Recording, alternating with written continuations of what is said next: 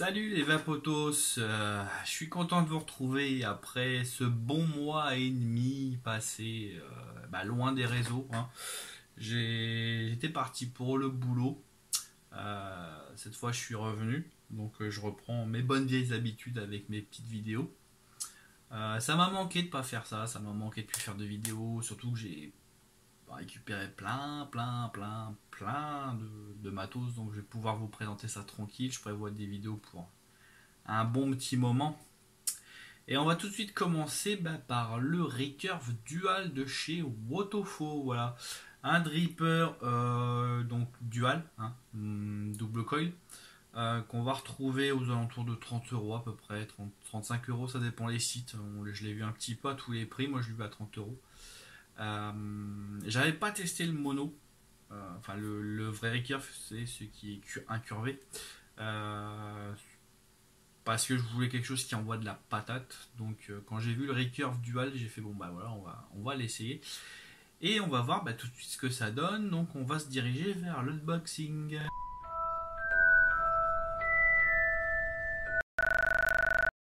Voilà la boîte du Recurve Dual de chez Wotofo. Donc voilà, on a une boîte assez simple, hein, parce que là c'est du plastique, hein, comme on va le voir.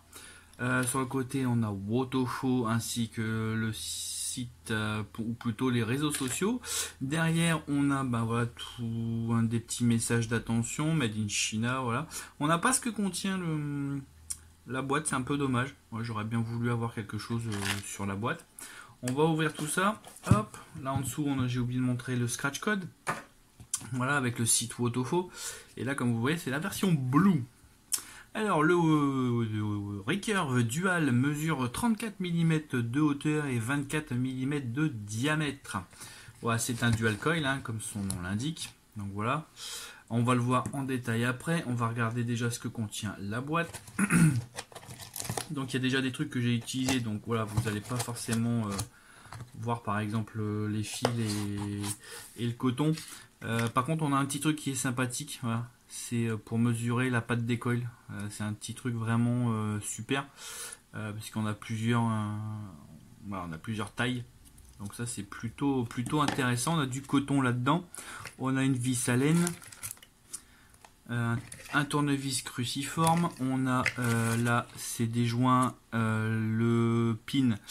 Monter le pin normal parce que par défaut c'est pas le bottom feeder, donc moi j'ai dû l'enlever. Voilà, manuel d'utilisation, bref, tout le team. C'est une boîte assez simple. J'aurais voulu un packaging un petit peu plus sophistiqué. Wotofo nous avait habitué à quand même un petit peu mieux à ce niveau là, donc voilà, sans être déçu fondamentalement. J'avoue que bon, hein, j'aurais voulu quelque chose d'un petit peu plus correct. Le dripper est en acier inox, donc ça c'est plutôt pas mal. Le drip tip, comme vous le voyez, je le mets sur la box pour pouvoir enlever le plateau parce que sinon c'est un peu compliqué. Le drip tip, c'est un 810 qui est dans les coloris, voilà, du top cap. On va l'ouvrir, voilà. Donc là la cloche, vous voyez, ça, il y a un petit bout, hop, quand je l'avais nettoyé. On voit des trous, pas beaucoup de trous, assez gros mais pas beaucoup. Donc sous forme cloche, ça annonce de bonnes choses. On voit bien le fond, on voit bien l'arrivée. On va prendre des grosses bouffées, ça se sent. Voilà le plateau. Donc moi je l'ai déjà monté, hein, en dual forcément parce que c'est un dual. Je vais rapprocher, voilà. Moi, ce qui m'a tout de suite interpellé, c'est la cuve qui est plutôt grande, hein, comme vous voyez. Elle est plutôt grande. Au début, je me suis dit, merde, comment on monte ça en dual? Quelle partie il faut enlever? En fait, non, les vis, voilà, sont en dessous. Donc, ça se monte très facilement. Vous mettez votre gabarit pour tenir, vous vissez, tac, tac. Vous faites la même chose de l'autre côté, tac, tac, et voilà, embarquer, c'est pesé. Il n'y a rien de compliqué. Les coils fournis par défaut donnent une puissance un ohm de 0,13. Voilà, on va faire chauffer, voir ce que ça donne. Il y a encore un peu de liquide sur mes coils, voilà, il chauffe bien. Voilà. Donc moi j'ai pas eu de problème à ce niveau-là. C'est plutôt, c'était plutôt le genre de montage que je voulais faire. Les coils, c'était le diamètre que je voulais. Il n'y a aucun problème là-dessus. Et ben maintenant on va cotonner tout ça. Donc pour le cotonner, moi je prends pas énorme. Hein. Je prends voilà, ça. Tac. Je prendrai la même chose de l'autre côté. Hop. Donc voilà, on roule son petit coton. On le passe d'un côté. Tac. Tac, pour que ça soit dur, mais pas trop. Tac, tac, voilà. Alors ils disent que c'est... j'ai regardé sur internet, ils disent que le coton... que le coil c'est du 3 mm de diamètre. Je suis pas convaincu. Hein. Je suis pas convaincu. Je pense que c'est plutôt du 2,5. Ou alors le site sur lequel j'ai regardé et que j'ai trouvé l'info s'est trompé. Mais moi j'ai l'impression que c'est du 2,5. C'est une impression. Hein. Je sais pas si c'est vrai, mais j'ai l'impression que c'est du 2,5. Même si c'est vrai qu'en les regardant comme ça, on a l'impression que c'est du 3. Par contre, en passant le coton, j'ai le sentiment vraiment d'avoir du 2,5 en main. On va voir. J'ai pas pris le temps de les mesurer, c'est vrai. Donc là, on coupe. On laisse pas beaucoup. Il y a pas besoin. Il y a une bonne cuve. Moi, je laisse pas beaucoup, tout simplement parce que je préfère laisser la cuve pour le jus. Voilà. Ça me permet d'avoir une petite réserve de jus au fond. Donc là, ce que je fais, c'est que je vais quand même, voilà, hop, aérer un peu tout ça.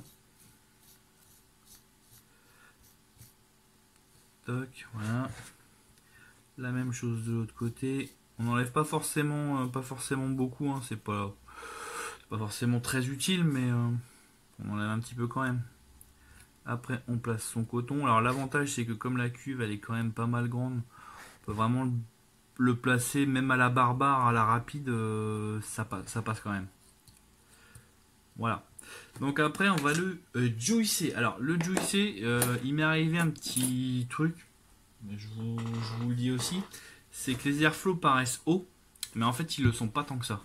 Vous voyez, regardez, le liquide arrive là, et du coup, dès que ça part sur les côtés, en fait, dès que vous sconquez que ça arrive au niveau des coils, ça arrive aussi au niveau des airflows. Donc du coup, si vous sconquez trop, ça va passer par les airflows. Là, vous voyez, quand je suis à ce niveau-là, les airflows, on voit qu'ils suintent un petit peu. Donc, faut pas trop y aller non plus. Hop, je vais l'aider un petit peu. Je vais mettre du jus directement sur le coil. Voilà. Hop, ça marche. On remet un petit coup. Et voilà. Hop, j'ai pas besoin de le faire plus parce que mes coils étaient déjà rodés, donc j'ai pas besoin de le faire plus. Voilà, après on lui met son petit drip tip, donc on s'arrange pour que les airflows soient en face, voilà. Et ça donne un petit setup avec la topside dual que j'aime beaucoup. Et ben on va tester ça en live, à tout de suite.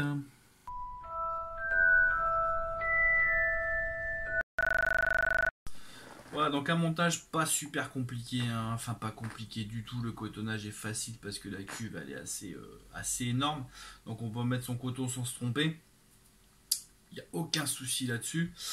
Maintenant on va voir ce que ça donne. Alors, moi je l'ai mis, donc j'ai laissé les airflows ouverts à fond, je suis à 84 watts, je resconque un petit coup et c'est parti mon kiki.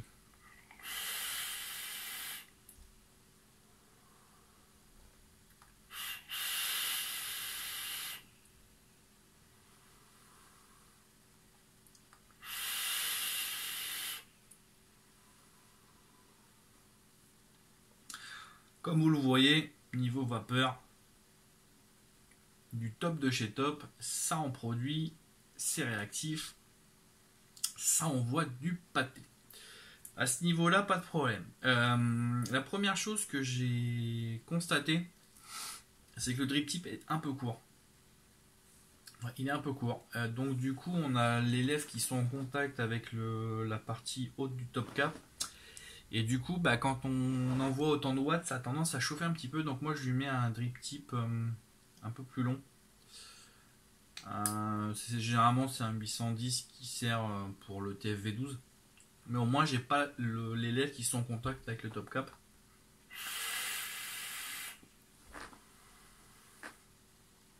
Et du coup, la chauffe me dérange pas du tout.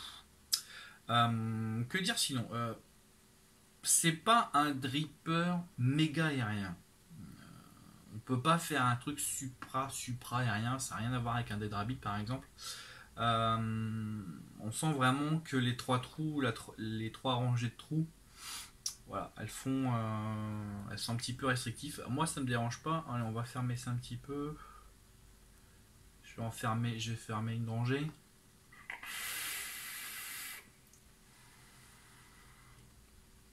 Tout de suite on sent que c'est plus restrictif. Ouais, que ça chauffe un petit peu plus. C'est moins agréable. Moi je préfère ouvert à fond de balle. Voilà.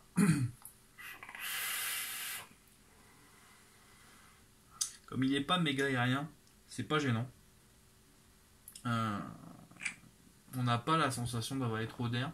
La vapeur sera toujours un peu tiède, surtout voilà, je suis à 84 watts, donc la vapeur reste un peu tiède.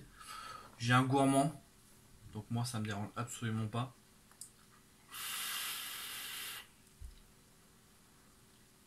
Mais vraiment, je trouve le tirage plus agréable quand même avec tous les airflows ouverts. Voilà. Une rangée fermée, on sent un petit peu quand même la chaleur. Ça me dérange un peu plus. Niveau saveur maintenant, parce que à l'origine c'est aussi pour ça que je l'ai acheté. Je voulais quelque chose qui envoie voilà, la patate, mais je voulais aussi quelque chose de savoureux. Et là bingo. Hein, là je dis clairement bingo.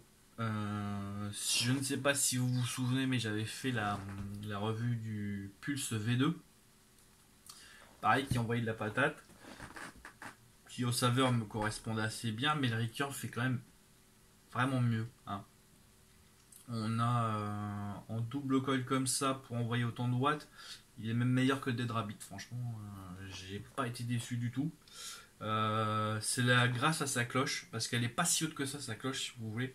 Le plateau, voilà, il arrive là, le plateau. Donc vous voyez, les saveurs sont quand même vachement concentrées, ce qui explique aussi que la vapeur soit un petit peu tiède, parce qu'elle n'a pas le temps de se refroidir dans la cloche. Mais du coup, on a quand même quelque chose de savoureux. Très très bon.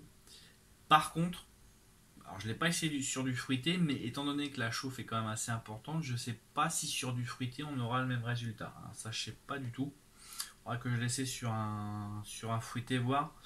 Mais étant donné qu'on est quand même assez haut en watts, pardon, et en volts aussi d'ailleurs, que ça chauffe quand même un petit peu, le fruité ça risque d'être chaud. Donc voilà, je sais pas si c'est top avec un fruité. Par contre, avec un gourmand, il est top. Franchement, il est top. D'autant plus qu'au prix de 30 euros, on aurait tort de se priver. Hein. Donc moi, je vous encourage à le découvrir.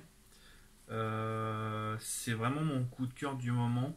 J'ai testé plusieurs drippers ces derniers temps. J'ai testé le Galatec, pas nouveau, hein, mais certes, mais j'ai eu l'occasion de le tester. J'ai testé le Tauren, j'ai testé le Leto. Et vraiment, de tout cela, c'est, à mon sens, c'est celui-ci qui sort vraiment du lot en termes de rapport qualité-prix, mais aussi de performance. Il est nettement au-dessus des trois autres noms que je vous ai cités.